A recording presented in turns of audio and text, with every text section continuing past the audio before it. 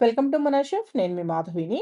ఈరోజు నేను మీకు హోటల్‌కి వెళ్ళకుండా ఇంట్లోనే రెస్టారెంట్ స్టైల్ కాజు మసాలా కర్రీ ఎలా చేసుకోవాలో చూపిస్తానండి. ఈ కర్రీని ఒక్కసారి చేశారంటే బయట తిన్నదానికంటే కూడా చాలా టేస్టీగా ఉందని చెప్తారు. అంత టేస్టీగా వస్తుంది. ఇది చపాతీ, నాను, పుల్కా లేదా బిర్యానీస్‌లోకి చాలా బావుంటుంది. సింపుల్‌గా చేసుకోవచ్చు. చూపిస్తాను రండి. రెస్టారెంట్ స్టైల్‌లో కాజు మసాలా కర్రీ చేసుకోవడానికి ఫస్ట్ ఏం చేస్తారంటే, ఇలా మీడియం సైజ్ 2 ఉల్లిపాయలు తీసుకోండి. వీటిల్ని నేనిక్కడ చూపించినట్లు కాస్త పెద్ద ముక్కలుగానే కట్ చేసుకోండి. ఉల్లిపాయ రెండింటిని ఇలా ముక్కలుగా కట్ చేసుకున్న తర్వాత, ఈ ఉల్లిపాయ ముక్కల్ని ఏదైనా ప్యాన్‌లోకి తీసుకోండి. ఇప్పుడు ఇదే ప్యాన్‌లోకి అరకప్పు దాకా జీడిపప్పును గూడా వేసుకొని, ఒక గ్లాస్ నీళ్లు పోసుకొని, ఈ ఉల్లిపాయ ముక్కలు, జీడిపప్పు 2 కలిపి బాగా ఉడికించండి. ఫ్లేమ్‌ని మీడియం ఫ్లేమ్‌లో పెట్టి ఉడికించుకోండి. నీళ్ళన్నీ ఇంకిపోయి కొద్దిగా ఉంటాయి మనకు అడుగున. అలా వచ్చేంత వరకు ఉడికించుకోండి. సుమారుగా ఒక 10 నిమిషాలు టైం పడుతుంది ఆ విధంగా ఉడకడానికి మీకు. ఇప్పుడు ఒక 10 నిమిషాల తర్వాత ఈ విధంగా ఉడుకుంటాయన్నమాట. ఇవి బాగా ఉడికాయి. కొద్దిగా నీళ్లు గూడా మిగిలాయి చూడండి. ఇలా కొంచెం నీళ్లు ఉంచుకోండి. వీటిలతో సహా మనం మిక్సీకి వేసుకుందాం. ఇవి కొద్దిగా చల్లారాలి. చల్లారిన తర్వాత వీటిలన్నింటిని మిక్సీ జార్‌లోకి తీసుకోండి. ఈ నీళ్లు గూడా మిక్సీ జార్‌లో పోసుకొని మెత్తటి పేస్ట్ లాగా గ్రైండ్ చేసుకోండి. ఇక్కడ నేను చూపిస్తున్నాను కదా! ఈ విధంగా మెత్తటి పేస్ట్ లాగా గ్రైండ్ చేసుకొని పక్కన పెట్టుకోండి ఈ పేస్ట్‌ని. ఇప్పుడు ఇలా మీడియం సైజులోవి 2 టమాటాలు తీసుకొని, ఈ టమాటాలని ఇలా ముక్కలుగా కట్ చేసి మిక్సీ జార్‌లోకి తీసుకొని, నేనిక్కడ చూపించినట్లు కోర్స్‌గా గ్రైండ్ చేసుకోండి. మీరు కావాలంటే సన్న ముక్కలుగా కట్ చేసైనా తీసుకోవచ్చు. నేను గ్రైండ్ చేసేసాను. ఇలా గ్రైండ్ చేసుకున్న ఈ టమాటా గుజ్జుని పక్కన పెట్టుకోండి. ఇప్పుడు ప్యాన్‌ని వేడి చేసుకొని, దీంట్లో ఒక టేబుల్ స్పూన్ దాకా నెయ్యి వేసుకొని, ఈ నెయ్యి కరిగిన తర్వాత ఒక అరకప్పు జీడిపప్పుని ఈ నేతిలో వేసుకొని దోరగా వేయించుకోండి. మీరు నెయ్యి ప్లేస్‌లో కావాలంటే బటర్ అయినా వేసుకోవచ్చండి. ఇప్పుడు జీడిపప్పు ఈ రంగొచ్చేంత వరకు వేగితే సరిపోతుంది. ఇలా వేగిన తర్వాత ఈ జీడిపప్పు అన్నింటిని తీసి ఏదైనా బౌల్‌లో వేసి పక్కన పెట్టేసుకోండి.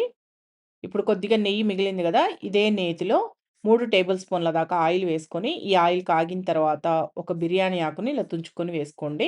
దీంట్లోనే 1 ఇంచు దాల్చిన చెక్క, 4 లవంగాలు, 3 యాలకులు, ఒక అనాస పువ్వు, హాఫ్ టీ స్పూన్ జీలకర్ర వేసుకొని మసాలా దినుసులన్నింటిని లైట్‌గా వేయించుకోండి. ఇవి కాస్త వేగాయి అనుకున్న తర్వాత దీంట్లో 2 మీడియం సైజు ఉల్లిపాయల్ని సన్నగా కట్ చేసి వేసుకోండి. అలాగే ఒకటి పచ్చిమిరపకాయను గూడా ఇలా సన్నగా కట్ చేసి వేసుకొని వేయించుకోండి. ఉల్లిపాయ ముక్కలు మీకెంత వీలైతే అంత సన్నగా కట్ చేసుకోండి. ఈ కర్రీకి ఉల్లిపాయ ముక్కలు బాగా సన్నగా కట్ చేసి వేస్తేనే మీకు గ్రేవీ బాగొస్తుందనమాట. ఈ ఉల్లిపాయ ముక్కలనేవి లైట్ గోల్డెన్ బ్రౌన్ కలర్ వచ్చేంత వరకు వేగనివ్వాలి.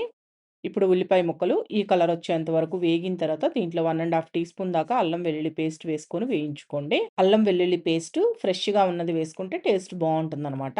ఈ అల్లం వెల్లుల్లి పేస్ట్ కూడా వేసుకొని పచ్చి వాసన పోయేంత వరకు బాగా వేగనివ్వాలి.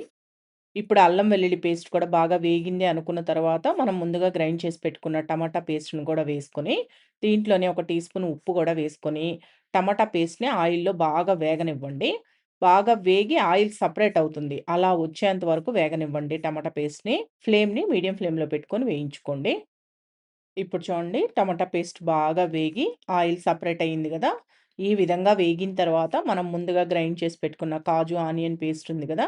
ఆ పేస్ట్ మొత్తాన్ని వేసుకొని ఒకసారి మొత్తం బాగా కలిసేటట్టు కలుపుకొని మూత పెట్టి ఫ్లేమ్‌ని లో టు మీడియంలో పెట్టుకొని ఉడికించుకోండి. ఆనియన్ పేస్ట్ అనేది బాగా వేగి ఆయిల్ సెపరేట్ అవుతుంది. అలా వచ్చేంత వరకు ఉడకనివ్వాలి. మధ్య మధ్యలో మూత తీసి ఒకసారి కలిపి మళ్ళీ మూత పెడుతూ ఉండండి. లేకపోతే అడుగంటుతుంది. ఇప్పుడు చూడండి మూత తీసి చూపిస్తున్నాను. లైట్‌గా ఆయిల్ సెపరేట్ అవుతున్నట్లు అనిపిస్తుంది గదా! ఈ విధంగా ఉడకాలండి. ఇలా ఉడికిన తర్వాత లో ఫ్లేమ్‌లో పెట్టేసి దీంట్లో హాఫ్ టీ స్పూన్ పసుపు, 2 టీ స్పూన్ల కారం, 1 టీ స్పూన్ దాకా కాశ్మీరీ రెడ్ చిల్లీ కారం గూడా వేస్తున్నానండి. ఇది ఫ్లేవర్‌తో పాటు మంచి కలర్‌నిస్తుంది కర్రీకి. దీంట్లోనే 2 టీ స్పూన్ల ధనియాల పొడి, హాఫ్ టీ స్పూన్ జీలకర్ర పొడి వేసుకొని మొత్తం బాగా కలిసేటట్టు కలుపుకోండి. నేను వేసిన కారం కరెక్ట్‌గా సరిపోతుందండి. లేదు మీరు కారం కొద్దిగా ఎక్కువ తినేవాళ్ళైతే కారం ఇంకొద్దిగా చూసుకొని వేసుకోండి మీ టేస్ట్‌కి తగ్గట్టు. ఇలా మొత్తం కలుపుకున్న తర్వాత దీంట్లో ఒక గ్లాస్ దాకా నీళ్లు పోసుకొని మొత్తం బాగా కలిసేటట్టు కలుపుకోండి. ఇలా కలుపుకునేటప్పుడే టేస్ట్‌కి తగ్గట్టు ఉప్పు వేసుకొని కలుపుకోండి. ఉప్పు సరిపోలేదని కొద్దిగా ఉప్పు వేసి కలిపాను. ఇలా మొత్తం కలిపేసి దీంట్లో మనం ముందుగా వేయించి పక్కన పెట్టుకున్న జీడిపప్పు ఉన్నాయి కదా! ఈ జీడిపప్పును గూడా వేసి ఒకసారి మొత్తం బాగా కలుపుకొని మూత పెట్టేసి ఫ్లేమ్‌ని లో టు మీడియంలో పెట్టి ఉడికించండి. ఇప్పుడు ఈ గ్రేవీ అనేది కాస్త చిక్కబడింది అనుకున్న తర్వాత ఇలా సగం వరకు ఉడకాలండి. ఈ విధంగా ఉడికిన తర్వాత దీంట్లో కసూరి మేతి ఒక టేబుల్ స్పూన్ దాకా తీసుకొని పెనం పైన వేసి వేడి చేయండి. వేడి చేసి ఇలా నలిపేసారంటే మీకు పొడి పొడిగా అయిపోతుందనమాట. ఇలా నలిపి వేసుకోండి. దీంట్లోనే ఒక హాఫ్ టీ స్పూన్ దాకా గరం మసాలా పొడి, అలాగే ఫ్రెష్ క్రీమ్ 2 లేదా 3 టేబుల్ స్పూన్ల దాకా వేసుకోండి. ఒకవేళ ఫ్రెష్ క్రీమ్ లేదు అనుకోండి, మనకి ఇంట్లో పాల మీద మీగడని మనం స్టోర్ చేసి పెట్టుకుంటాం గదా! ఆ పాల మీద మీగడైనా వేసుకోవచ్చు.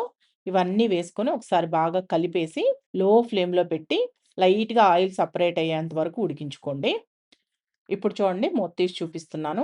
ఈ విధంగా ఉడకాలి. ఇలా లైట్‌గా ఆయిల్ సెపరేట్ అయితే ఉడికినట్లే.